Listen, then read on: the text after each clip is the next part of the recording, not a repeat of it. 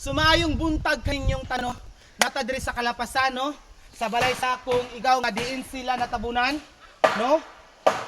Diri ta sakop sa Davao Occidental diri pero Kalapasan ni siya nga Sikyo Kalapasan. So makita ninyo guys nga kining balaya nga dako kay ni sa una karon na unsa na tan-aw kita. So diha na bugto hapit na diha hapit na kuan ang akong iyaan ug agaw hapit sila natabunan apan na rescue ra gyapon pero adunay pero wa na sila balay no. Perting luuya. So karon ali diri. So muadto ta sa ilahang balay guys para makita gyud ninyo. So amo gyud siya ipakita ninyo para makita pud sa atong viewers ug followers nga ing aning sitwasyon ipakita sa atong imabaw. Tibuok bukid ni landslide padulong diri. Og tuambang isa ka balay og naapa isa ka balay diha guys na wala kay natabunan. So diri ali. Grabe no pagkay tabua. So grabe gyud.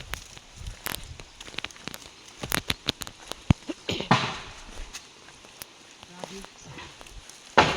So mao ni guys. So kini akong gitungtungan guys, usa kini kadakong balay sa una nga wala pa na landslidean. So karon guys natabunan na sa mga lubi yuta. So nakita ninyo ang balay sa kung igagaw no nga mauni siyang natabunan ug hapit sila nawad-an og kinabuhi. Apan aduna gyud purpose ang Ginoo nga wala pa gyud sila na unsa no. Ali diri saka. Pakita na to. Para dili wala ta na ingon nagbinutbot. Oh. Karon so, kini ang akong gitamakan guys mo. Mismo diri ang sentro sa ilahang balay nga ilang gipuy-an. So kining balayan ni guys, tama-tama po di siya kadako, no? So isa lang kalinugan, nawala ang tanan. So diri, pakita dili. Ayaw pag sinilas.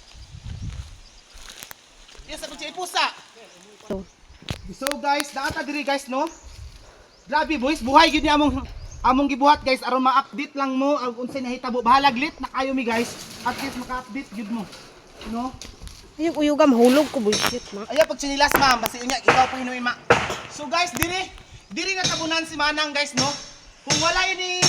Kung walay naka kuan sa iyang kaning purtahan guys, kung walay nakababa guys, diro so ipit gyud siya. Medyo ipit gyud.